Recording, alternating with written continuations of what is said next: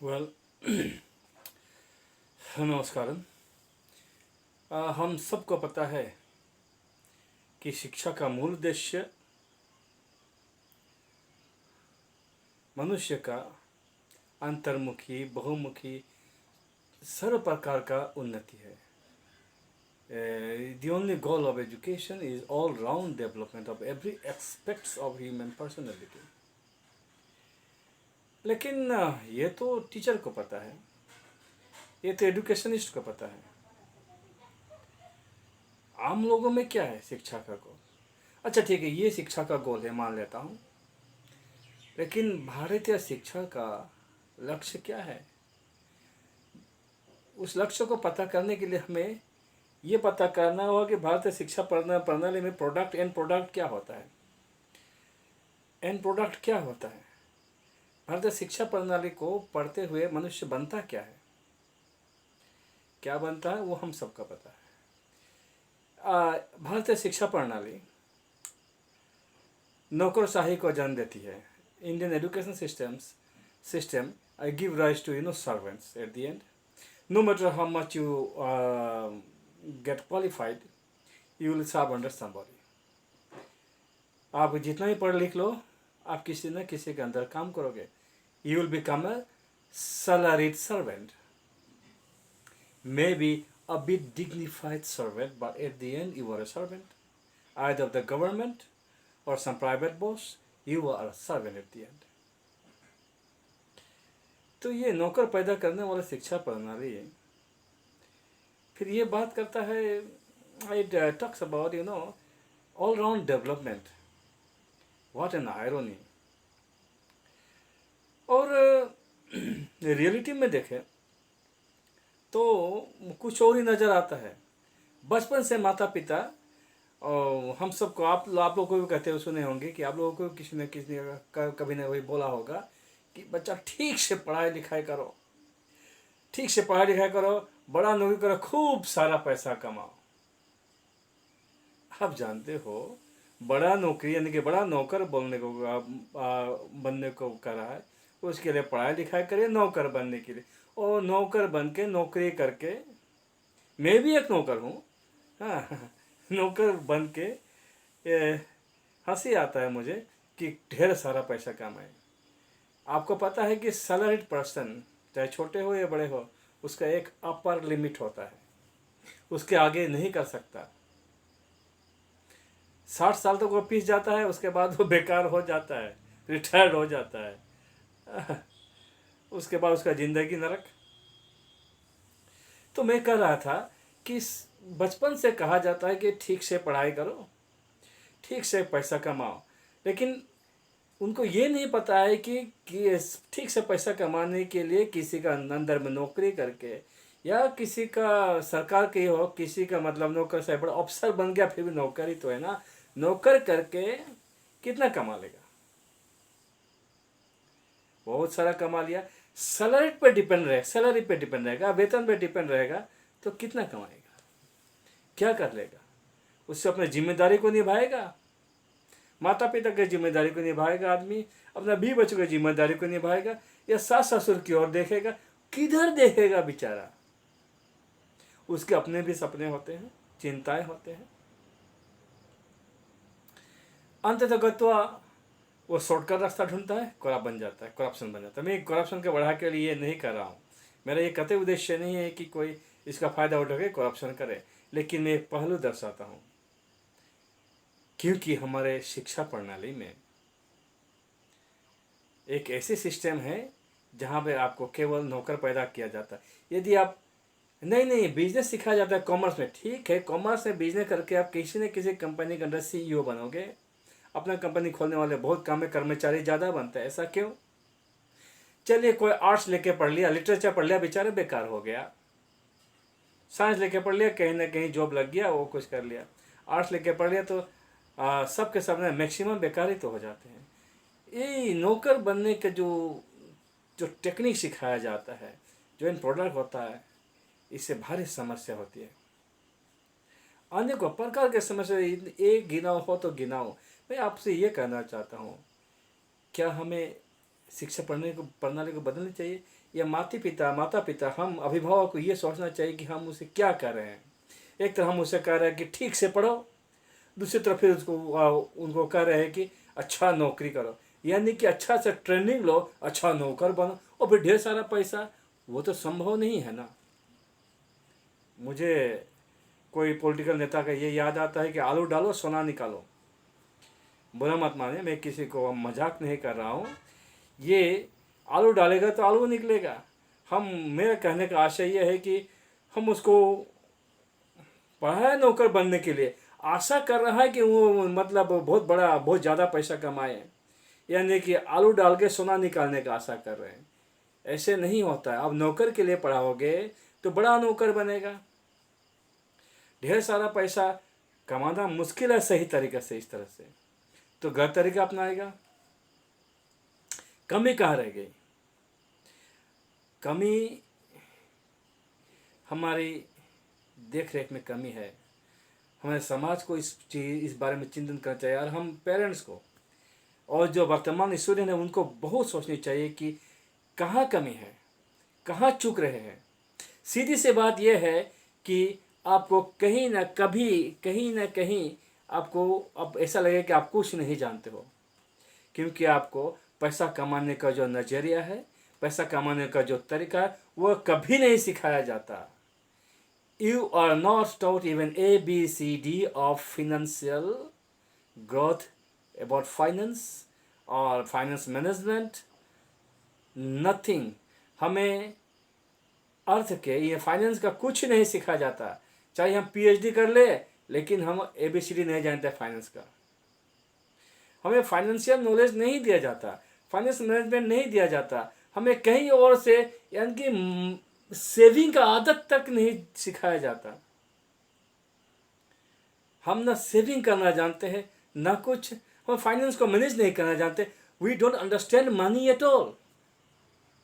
Result क्या करते हैं? हम ज़्यादा बैंक में सेव कर लेते हैं, और नौकरदार है तो लोन ले लेकर अपना काम निकालते हैं। पूरा जिंदगी का मेहनत पिस जाता है। पूरा जिंदगी का तो रिटायरमेंट होते तक बैंक में लोन ही रहता है,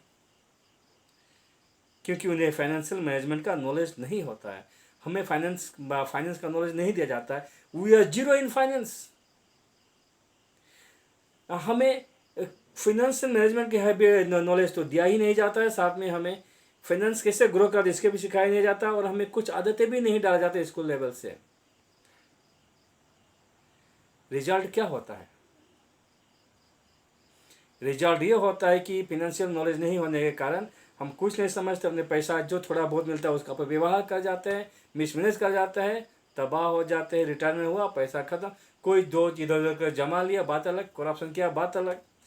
लेकिन सीधे साधे साधारण जीवन में ये हाहाकार मचा देती है।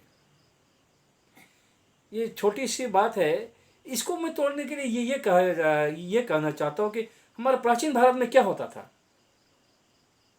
हमारे प्राचीन भारत में लोग इतने अमीर कैसे, सोने की चिड़िया कैसे बने थे? क्योंकि प्राचीन भारत के लोगों के जीन में, DNA में व्यापार था, और हम व्यापार को भुला चुके हैं।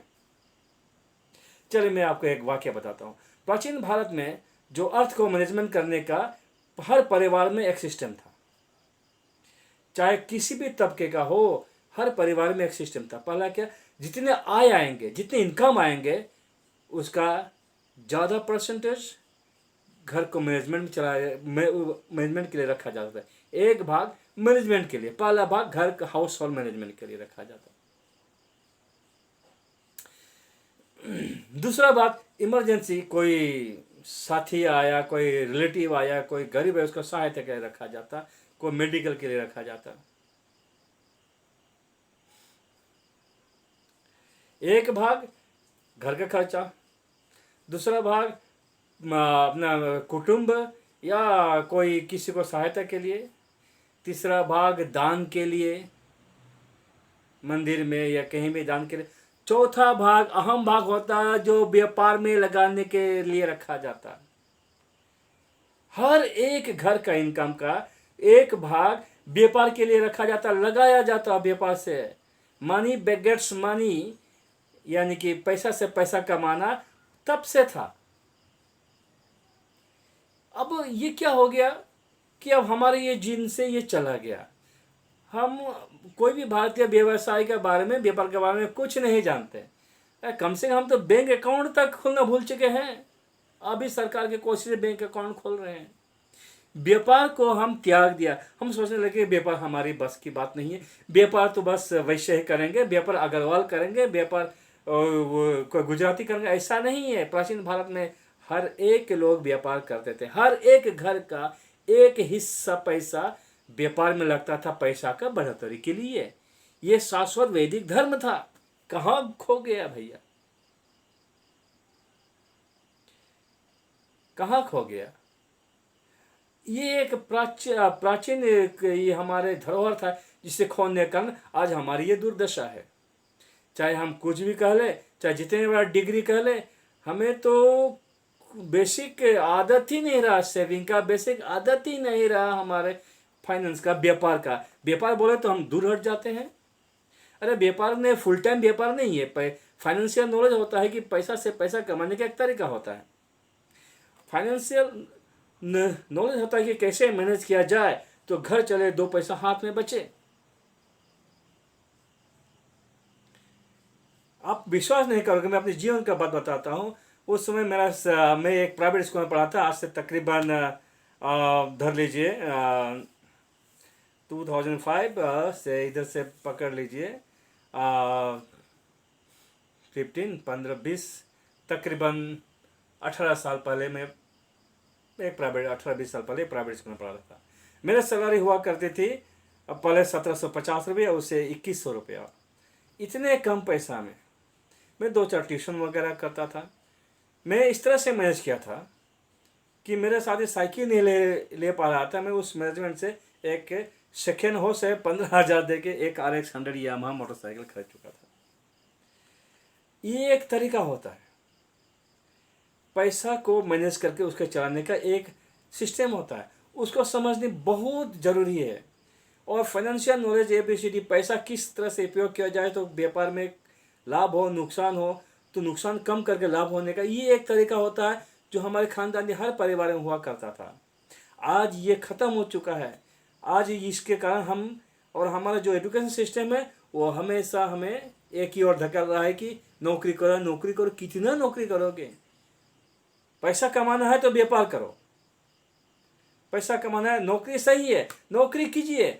हर आदमी व्यापार के लिए समय नौकरी कीजिए, लेकिन नौकरी से जो आमदनी होती है उसका एक भाग व्यापार में डालिए। पैसा ग्रो करता है उसमें डालिए। एक छोटा सा हिस्सा डालिए, आप डाल के तो देखिए। Money will bring money, don't worry about it. कम या ज़्यादा, लेकिन उसको आप एक एक्स्ट्रा इनकम जनरेट हो जाता है। और यही हमारे एजुकेशन सिस्टम की कमी है। ये देखिए, ये एजुकेशन सिस्टम तो हमें नौकर बनाने के लिए बाबा मैकॉले, थॉमस बेबिंगटन मैकॉले 1835 में वो किया था। और हम उसको आज तक कैरी क्यों कर रहे? ठीक है, जरूरी है, कैरी करना है, कैरी कीजिए। साथ में फाइनेंशियल मैनेजमेंट का एक कोर्स तो दीजिए। पैसे समझना, उसको जानने का एक छोटा सा कोर्स तो कीजिए। लाइफ स्किल डेवलपमेंट का भी कुछ नहीं रहा। Financial management is an integral part of life skill development. ये जो हमारा जीवन जीने का सलीका उसका एक अभिन्न अंग है। उसके बिना बच्चे गुमराह हो जाते हैं। तो मैं ये कहना चाहता हूँ आप सबसे कि आप किसी भी क्षेत्र में क्यों न हो, व्यवसाय करने से शर्माइए मत, व्यापार करने से शर्माइए मत। चाहे छोटे हो या बड़े हो, चाहे कुछ भी प्रकार के हो, व्यवसाय करने से शर्माइए मत। आप विश्वास नहीं करोगे, चीन जाके देख लीजिए, हर एक घर के आगे एक स्टॉल होता है। चाहे वो जितने करोड़ों का व्यापार का मालिक क्यों ना हो, एक स्टॉल आगे रखता है। उससे घर का कोई ना कोई जो भी खाली समय है वो स्टॉल चलाता है। चीन व्यवसाय करता है, चीन आगे है। और ऐसे बहुत सारे मुल्क है जो बहुत मेहनत करता है, आगे नहीं बढ़ रहा है। हमें हमारी पुरानी सभ्यता की जो व्यापार की नीति को अपनानी पड़ेगी।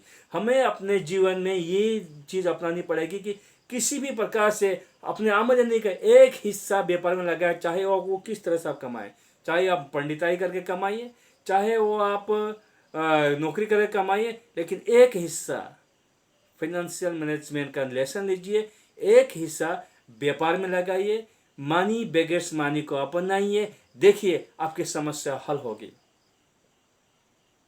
यूँ कहने को तो बहुत है, वीडियो ज़्यादा लंबा हो जाएगा। यदि आपको लगता है कि मेरे भाषा में कोई कमी रह गई तो क्षमा चाहता हूँ, लेकिन कहीं भी यदि आपको ये टच किया हो तो मैं चाहूँगा कि आप इसे वीडियो को लाइक करें, सब्सक्राइब जरूर करें और शेयर करें। जय भारत।